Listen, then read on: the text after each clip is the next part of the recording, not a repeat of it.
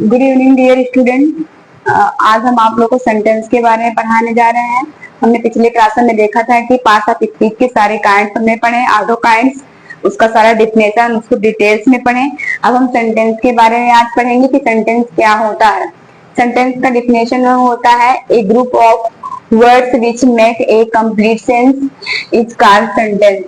A group of word, शब्दों का एक समूह, विच जो मैक्स बनाता है, एक कंप्लीट सेंस मतलब एक पूरा अर्थ जो हमको देता है, इस कॉल्ड सेंटेंस। इसको हम क्या कहते हैं? सेंटेंस कहते हैं। जैसे एग्जांपल हो गया, Rana Pratap was a great king. Rana Pratap was थे एक ग्रेट मतलब महान, किंग मतलब राजा।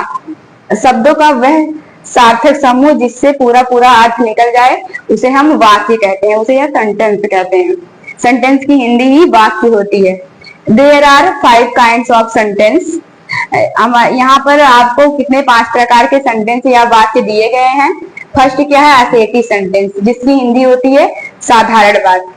इसका ये जो साधारण वाक्य होता है, असर्टिव सेंटेंस होता है, ये भी 2 टाइप का होता है, एक पॉजिटिव और निगेटिव। पॉजिटिव मतलब जो चीजों को हम स्वीकार करें, और निगेटिव वो जो चीजों को हम नकार दें, उसे हम निगेटिव बोलते हैं। तो जैसे सी वॉक्स ऑन द रोड, सी वह वॉक्स टहलती है, ऑन द रोड मतलब सड़क पर, वह सड़क पर टहलती है। अब वही अगर हमको निगेटिव में करना होगा, हम नॉट लगा के कैसे बनाएंगे? She does not walk on the road, मतलब सी वह, डज नॉट नहीं, वॉक मतलब टहलती है, ऑन द रोड मतलब सड़क पर, वह सड़क पर नहीं टहलती है। ये आपका पॉजिटिव और नेगेटिव हो गया। दूसरा आपका क्या है? इंट्रोगेटिव सेंटेंस, जिसकी हिंदी होती है प्रश्नवाचक वाक्य। एग्जाम्पल इसका है, why does she walk on the road. अब इसका हम प्रश्नवाचक, इसको प्रश्न कैसे ये पूछेगा कि वह सड़क पर क्यों टहलती है। तो ये वाई जो है ये आपसे क्वेश्चन पूछ रहा है ना कि ये क्यों टहलती है, ठीक। तो इसलिए ये क्वेश्चन वर्ड हुआ। इसके लास्ट में हमेशा क्या? क्वेश्चन मार्क का सिंबल लगता है, जिसमें हमारे क्वेश्चन पुटअप किए जाते हैं, उसके हमेशा लास्ट में, एंड में सेंटेंस के क्वेश्चन मार्क लगता है। तीसरा क्या है? इंपरेटिव सेंटेंस, जिसकी हिंदी होती है आदेशवाचक वाक्य। इसका एग्जाम्पल क्या है? Please shut the computer.